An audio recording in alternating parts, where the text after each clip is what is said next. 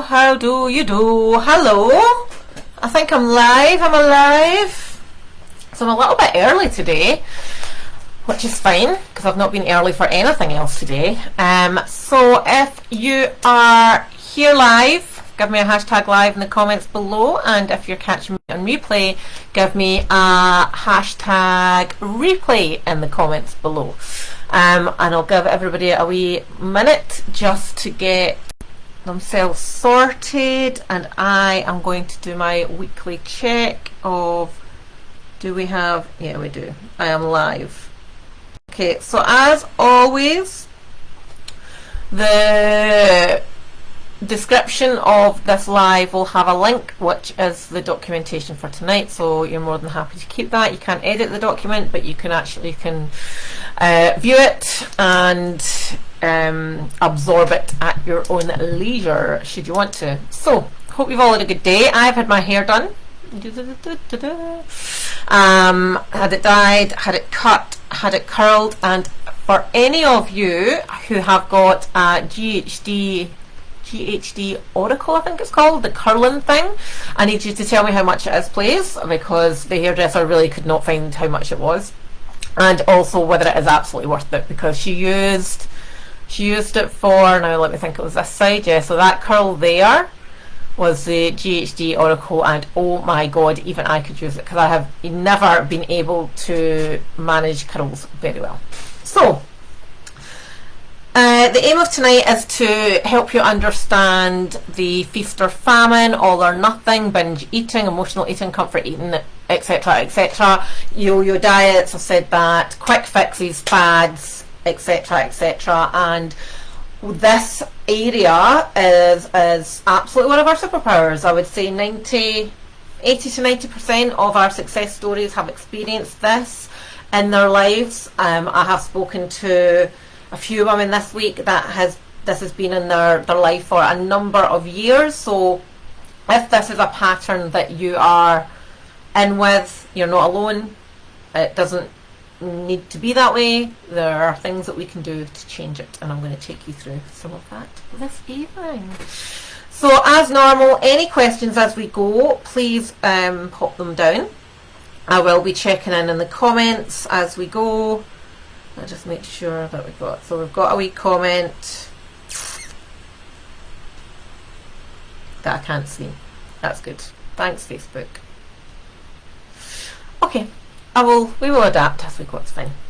Okay, feast or famine. Now, if you haven't got the document open yet, then I've got a little funny picture, which is like my current diet is breakfast 250 calories, lunch 375 calories, snack 125 calories, dinner 70,450 calories. And for a lot of people, this is real life. It might not be as abrupt as that. Eating 74,000 calories is probably impossible in a day, but you know, I hear this a lot. I eat fruit and yogurt for my breakfast, I have a salad for my lunch, I don't have any snacks, or if I do, it's a bit of fruit or a couple of rice cakes, and then come the evening I have 8 packets of crisps, 5 naked bars because they're clean, and then worry why we're gaining weight. So some identifiers. So if you're not sure if this feast or famine, all or nothing type approach is something that you are in, then this will help you understand. So if you ever say to yourself or others around about you that I'm going to start again on Monday, or next week, or next month, or after Christmas, and then you use the time in between to eat everything in sight, if you refer to your food or yourself as good or bad, or you've been bad because you've had a cake, or you've been bad, or you've been good because you've had dust and leaves. If you frequently or at any time under eat, you know, to speed up weight loss, like I'm on a diet so I'll eat literally nothing because it thinks that's going to speed up your fat loss. If you're cutting out entire food groups, now it was a few years ago now that we heard the phrase no carbs before marbs, and we also know that for any of you that have been in my environment for a while, you'll know that cutting out carbohydrates is really detrimental to us. We're going to see some weight loss on the scales, but it's not fat, it's simply water. And it will all come back on anyway. If you throw in the towel once you've been bad and just go, I can't do this, I'm a failure, it's not for me, it's not working, nothing works for me, I'm broken, etc., etc., you know the phrases. Or if you find you're saying, I'm just not motivated, I just can't focus on this just now, and continue a binge cycle type of eating. So if you experience even one of these frequently, or two or more, then it is quite likely that you are in that all or nothing type mindset, that feast or famine mentality, this quick fix, search and destroy type approach to your eating. Now, the challenge that we have with this is there's a number of challenges actually. So if we tackle it from a physical point of view, so this feast or famine approach is not good for your metabolism. Okay, so we all know from our 38th year issue, so from late 30s right through to our mid 50s, our metabolism is slowing off. Once it gets to that kind of late 50s, it starts leveling off, but our metabolism is slowing down, which means it is much harder to lose weight, and it actually also means that we need to eat less food to maintain the current weight that we were at. So if we're continually going through this process of starving our body, which puts our body under stress, because hunger is a form of stress, then that extra cortisol, which is a hormone, is going to play havoc with our metabolism. So that's one of the physical issues. The other physical issue is around actual hunger and dehydration and your own mental performance. So if you're not fueled, you're not going to perform.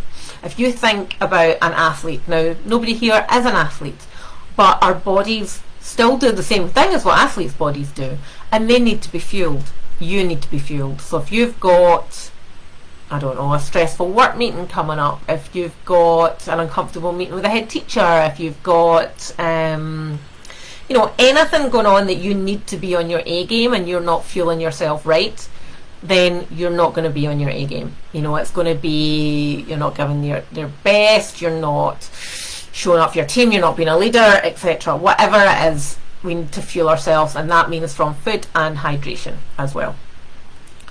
So even from an esteem point of view, this binge eating cycle, all or nothing, feast or famine, can be hugely detrimental. And what I mean by that is, we are so used, I mean, this group, if you've just recently joined, or even if you've been here for a while, this group is for ladies that I would call high performers, ladies who are used to succeeding, ladies who are used to delivering on their goals, ladies who are busy, high responsibility, can handle a little bit of stress. So they are used to getting things right, they're used to getting things done. So if we're going through a process of, I'm going to start again on Monday, and I need to get into those size 10 jeans, it's a thing, it's been going on for years, I'm going to get it right finally, and you don't get it right, it chips away at your esteem and your confidence, and it starts this cycle of self-doubt that maybe I can't do this, maybe I'm destined to be this way, maybe I'm broken, maybe nothing works, etc. You know the drill. But I'm here to tell you that you're not broken, and you are not broken at all. What tends to be the case is that the things that we are attempting are those quick fixes, those things that sound too good to be true, those cheapo PDFs that you buy, or those, you know, cut out sugar 12-week challenge. I spoke to a lady yesterday that was a thing. You know, things that are very generic, things that are designed for want of a better word, younger people who don't have challenges with their hormones, or their hormones aren't changing, or people with optimum metabolism. So when we start chipping away at our self-esteem, it then impacts on our overall confidence levels, and that can then spread into other areas of our life. So you've gained weight, or you're not happy with your weight, and then from a self-confidence point of view, you might not be overly comfortable stripping the clothes off and chasing hubby around the bed. You might not feel comfortable delivering the presentation to the directors. You know, all of these things come from how we feel about ourselves and the person that we believe we are.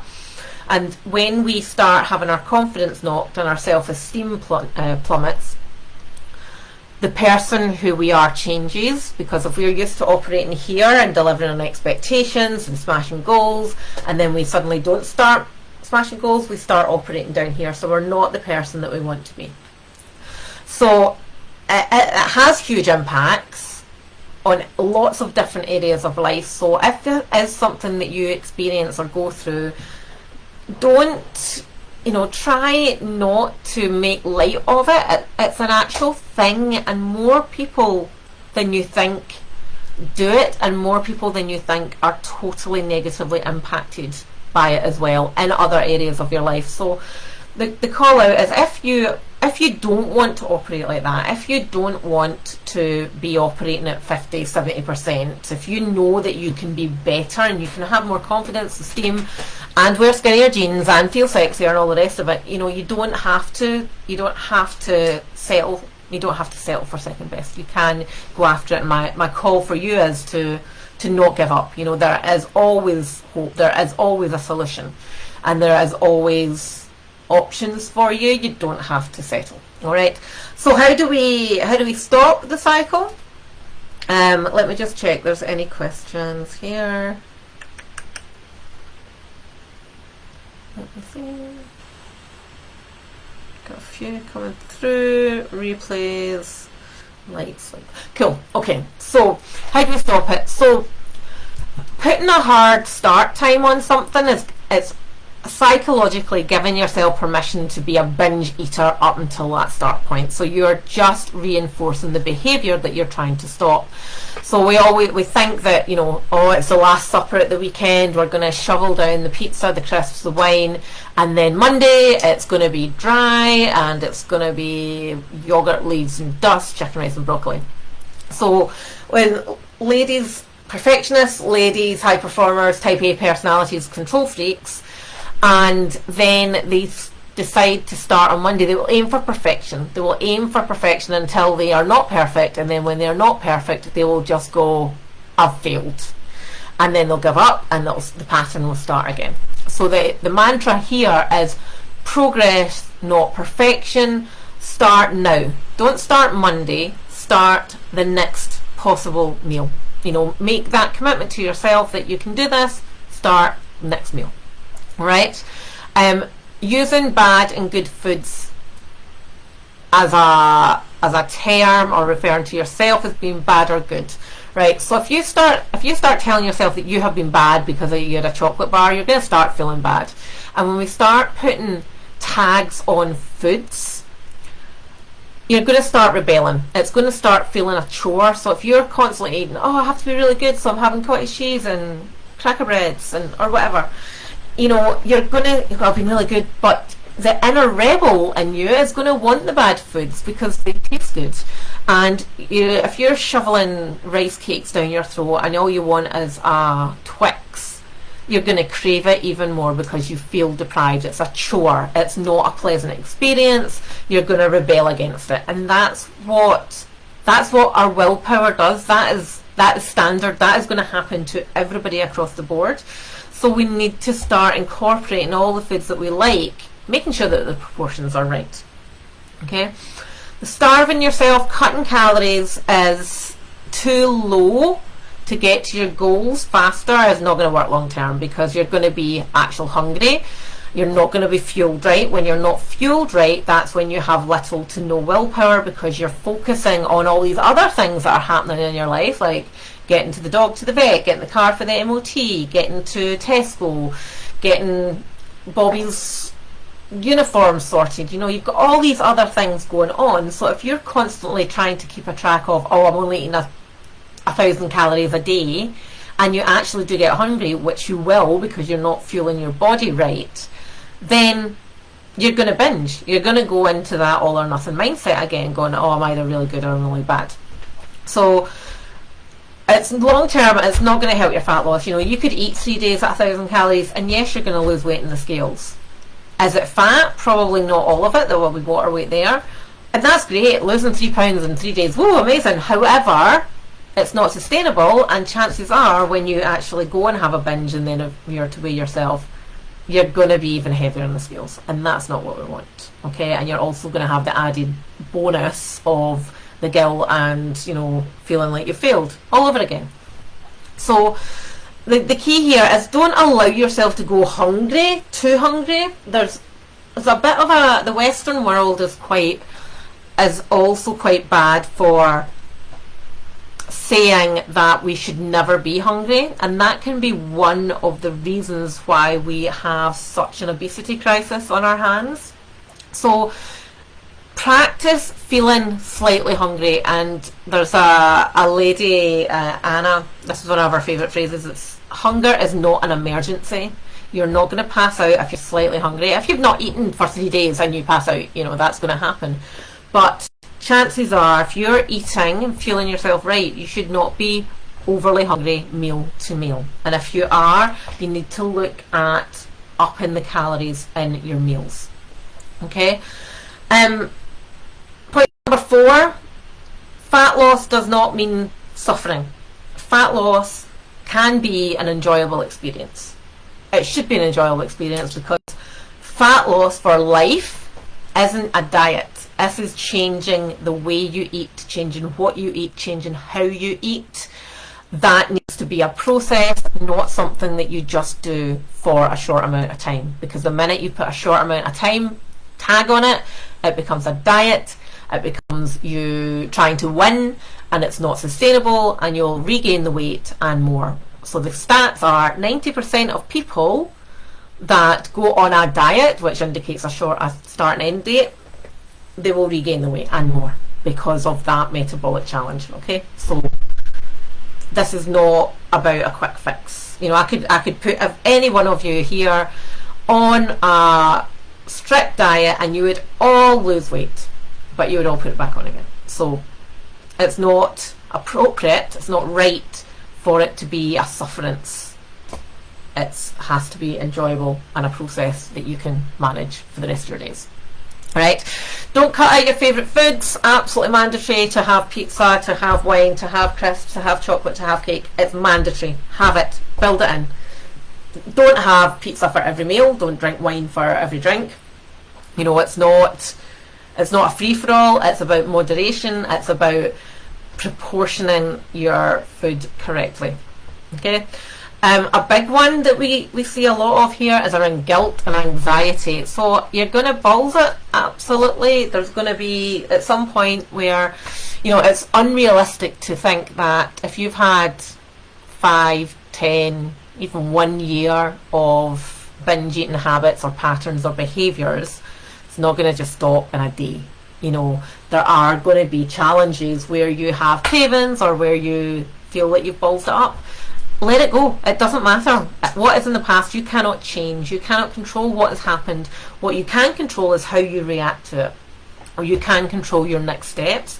So if that happens, you have a day derailed or an evening and it goes to pot, you know, getting up the next morning and shoveling a full fry up down your neck with a gallon of lager, very odd combination I suppose, that is not you controlling the future. That is you letting go. That is you just going, oh well, I'll start again on Monday. Get back on it next meal. Do not beat yourself up about the past. You can't change the guilt, and you cannot succeed living your life with anxiety either about the future. Okay, so hope that helps somebody today, if nothing else. Being honest with yourself, this is a huge one. You know, we all have excuses, we all have reasons, we all have hormone changes, we all have busy lives, we all have feeders as husbands, we all have all these different things going on, and there's many reasons why other things may not have worked for you in the past. You know, have a think about your patterns. Do you always binge at a certain time or a certain day or after a certain event? Do you emotionally eat because of certain events? Do you emotionally eat because of specific emotions? You know, be really honest and ask yourself the hard questions. And, you know, the key takeaway I would say is that there is no right or wrong. You're not going to be perfect. We have to accept that we're not going to be perfect, and that can be really hard for people because they're so used to being so good at what they do. So let go of those chains and that can be a really, really powerful thing in itself. What I would suggest that you do is, think back to the last maybe 2-3 times where you have been in that feast or famine type mindset, and look at what else was happening in your life. Were the kids arguing? Were you in a rocky patch with your husband? Had the car broken down? Were you genuinely just hungry? And implement some of these things that I have taken you through tonight, because sorry, just checking the comments. There are loads of strategies. There's, like, I've not even taken you through more of the advanced things that we do with our ladies, of which there are many.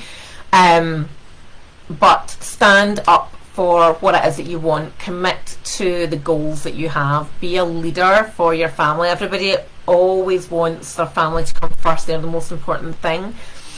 But if you cannot get a handle on this type of mentality, I suppose, what is that teaching people round about you, that that's okay to starve yourself Monday to Thursday and then binge eat? What is the message that you're telling yourself, that it's all right to do that? So yeah, that's where we are. So if you do have any questions, please pop them in the group. I'm just going to see what we have in terms of comments. Loads of people are commenting on a video that was done 6 months ago. Is there anybody here live? So do you have any questions? Do you have any specific circumstances that you need advice on? Is there anything going on that we can help you with? So yeah, that's really it for me. So I hope this has helped somebody tonight, and it's more, as I said, it's more common than we think. It can be more detrimental than we think, and especially if it's been something that's been going on for a number of years, which is most commonly the case. But to reaffirm, you're not broken. There is a solution. That's it. So that's me finished up. If you want to know more about what we could do for you, if you want to finally put an end to it, if you finally want to actually just live life healthily without stress and operate at a level higher than where you are now, then just hit me up in the comments, give me a wee ready, or you can drop me a message on Facebook. We would just be having a quick chat. There's no obligation at all, because yeah, there is no obligation. So if you fancy a wee chinwag, get in touch. I've got a little bit of time tomorrow, more time Friday. But yeah, lovely to see you all. Let me know your comments below. Alrighty, take care.